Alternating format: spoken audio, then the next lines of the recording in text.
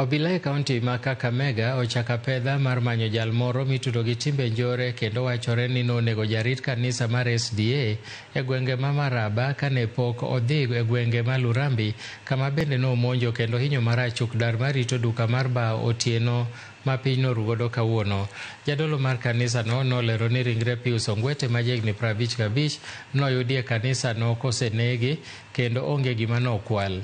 Jodak ma Lurambi kod Maraba koro nyiso luoro magi kaluwore kod nek mag jorit matiyo seche mag otieno mosebedo ka medore e alwora no. OCPD ma Kakamega Vincent Cherotich olero ni gisechako nonro e wi wechego ka ringre jarit no okan e osiptal ma Kakamega ka nyawadgi machielo mane yudo hinyruok bende yudo thieth e od thieth maduong' ma Kakamega. Na vile alipigwa tukajaribu kutafuta security kuje mchukua, ikakuwa ngumu. Sisi wenyewe tukapeleka.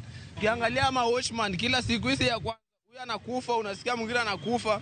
Hata sasa huwezi tembea, ikifika saa moja umeogopa. Serikali including governor wa Kakamega, hizi taa ziko kwa barabara zina umuhimu sana. Umejua mwizi hapendi kwa mwangaza, anapenda mahali kuna giza. So wachukue hizi taa zenye Oparanya aliacha hizi watengeneze. Tukiangalia ule wa SDA amewawa, amepikwa kichwa na sharp object. The same ule pia wa Lurambe amepikwa vile ambavyo inafanana, kuonyesha kwamba the modus operandi ya huyu ama hao wa jamaa inafanana. Visa vya uchambasi na maaskari wa usiku kuuliwa katika hii mji wa Kakamega vimesidi.